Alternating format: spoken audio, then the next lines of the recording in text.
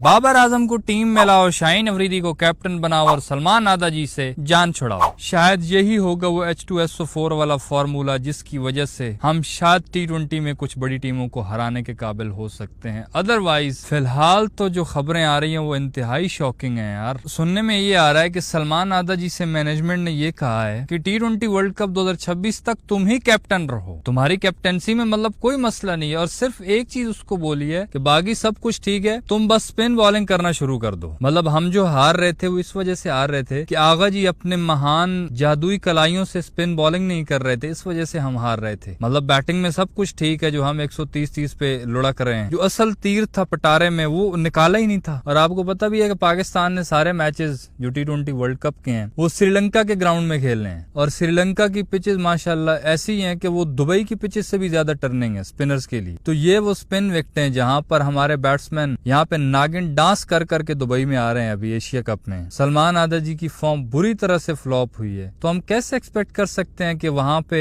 और कुछ खराब नहीं है, सिर्फ सलमान आदाजी ने स्पिन करानी थी और बाकी हमारी बैटिंग खुद ब खुद ठीक हो जानी थी। इसका सोल्यूशन जो एक सीधा और साफ नजर आ रहा है वो यही है कि शाहीन अफरीदी को कैप्टन बनाओ, क्योंकि कम से कम कैप्टन तो ऐसा होना चाहिए ना जिसको खुद तो ये पता हो कि हाँ कम से कम मैं तो टीम में हूँ, मेरी तो कुछ न कुछ परफॉर्मेंस है। अब कैप्टन ऐसा हो जो पूरे एशिया कप में 70 के 75 रन ठोके हो, जिसने कोई एक छक्का भी ना मारा, और वो क्या मैं मॉडर्न T20 का कैप्टन हूँ, तो वो क्या वो अपने ऊपर क्या कॉन्फिडेंस रखेगा और टीम को क्या संभालेगा। वो आदाजी वाली मिसाल है ना। तो शाहीन का ये तो है कम से कम वो परमानेंट तो होता है ना टीम में। और वैसे भी ना 3 मेन रीजन है मेरे ख्याल से जिसकी वजह से शाहीन अफरीदी को कैप्टन बनना चाहिए। सबसे बड़ा रीजन वो ये है कि उसको बैटिंग पोजीशन का मसला नहीं है। आपको पता है हमारे यहाँ जो कैप्टन बनता है बैट्समैन, वो थोड़े टाइम के बाद हमारे ऊपर सबसे ज्यादा बर्डन यही बन जाता है कि अब वो तो बैट्समैन है, वो खुद बेशक टोक टोक कर रहा है या जिस तरह से मर्जी वो जलील कर रहा है बैटिंग में, बैट्समैन की जगह मार के बैठा होता है। अब एशिया कप में भी सलमान आदाजी की कोई परफॉर्मेंस नहीं थी। हसन नवाज आ सकता था टीम में, लेकिन आदाजी कैप्टन थे इसलिए वो आए, बैटिंग करते रहे। और तो शाहीन अफरीदी तो बॉलर है, अगर वो कैप्टन हुआ तो उसको तो ये मसला ही नहीं होगा कि भाई मेरी बैटिंग की फॉर्म है या मैं किसी बैट्समैन की जगह मार के बैठा हुआ हूँ। हमारे बैट्समैन जो कैप्टन होता है ना वो फिर ये भी देखते हैं कि पीछे कोई अगर मेरी टक्कर गया तो मैं उसको भी थोड़ा साइड पे ही रखूं। तो आपको ये थोड़े सच है, लेकिन क्योंकि वो खुद बैट्समैन होता है उसको पता है कि मैंने इसको चांस दे दी है, ये परफॉर्म कर गया तो मैं तो जाऊंगा फिर। तो शाहीन अफरीदी को तो ये मसला ही नहीं होगा, उसका तो कोई इतना कॉम्पिटिटर है ही नहीं। बॉलिंग में भी अब बॉलिंग आप सबने देख लिया कि उसका कॉम्पिटिटर कौन है। अंधों में काने राजे वाला हिसाब है हमारा कि बॉलिंग कहाँ है यार हमारे पास, चाहे मार खाए चाहे फुल टॉसें कराए, फिर बच बचा के शाहीन अफरीदी बचता है कि वो कभी कभी अच्छी कर जाता है बॉलिंग, बाकी कोई नहीं है भाई हमारे पास। तो उसको ये तो मसला नहीं है ना कि मेरा कोई कॉम्पिटिटर है जैसे हमारे बैट्समैनों को होता है। तो नंबर 1 रीजन तो ये हो गया, उसको बैटिंग का मसला ही नहीं होगा। अगर वो बैटिंग में आता भी है दरमियान में, किसी की जगह मार के दरमियान में बैटिंग करने भी आता है, तो सबसे बड़ा बेनिफिट ये है कि वो टोक टोक नहीं करेगा, वो 4-5 बॉलें ही खेलेगा फिर आउट हो जाएगा। तो इसमें तो कोई मसला नहीं होता। अगर ऐसा कोई बंदा आ भी जाए तो या तो वो 2-4 छक्के लगा देगा, जल्दी आउट होकर चला जाएगा। तो वो बिल्कुल बैटिंग का वो कंपटीशन बनता ही नहीं है, वो प्लेइंग 11 भी उस हिसाब से बनेगी। फिर जो सेकंड रीजन है शाहीन को कैप्टन बनाने का वो ये है कि इसकी सोच जो है वो मॉडर्न क्रिकेट वाली ही है। जब ये न्यूजीलैंड की सीरीज में कैप्टन बना था,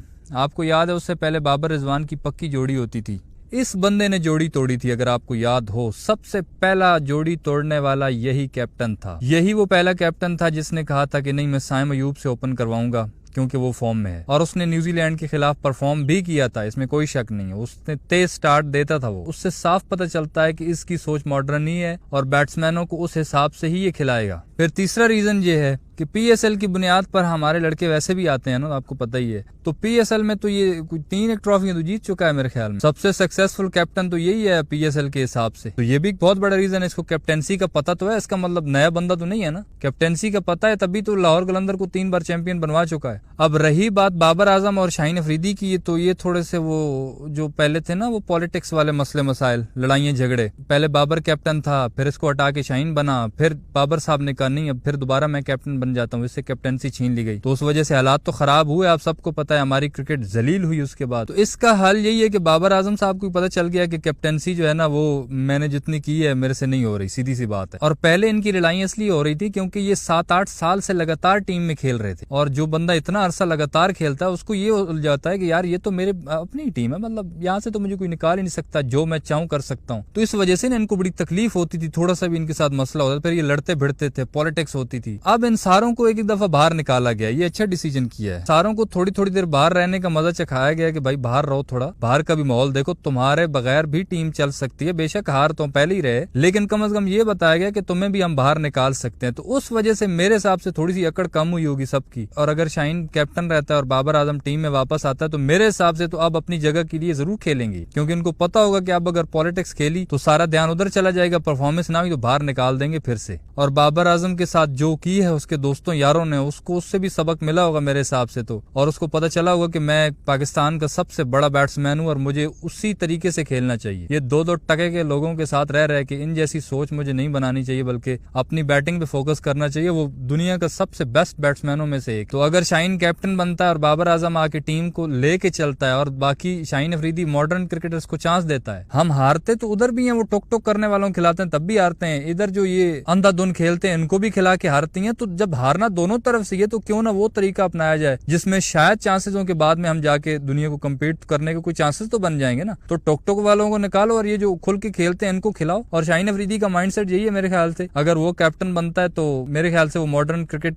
को ही खिलाएगा और उसी को प्रेफर करेगा, वो टोक टोक वाली सोच नहीं अपनाएगा। बहरहाल हर किसी का ओपिनियन अलग हो सकता है, इस पर आपकी क्या राय है, क्या ये चीज ऐसी होनी चाहिए? आपकी जो भी राय हो प्लीज कमेंट्स में बताना। इस वीडियो में इतना ही, सही लगे तो लाइक कर देना और यूट्यूब चैनल छक्का मार को सब्सक्राइब करके साथ घंटी को टन करके ऑल पे क्लिक कर देना ताकि क्रिकेट की दिलचस्प वीडियोस आप तक पहुंचती रहें।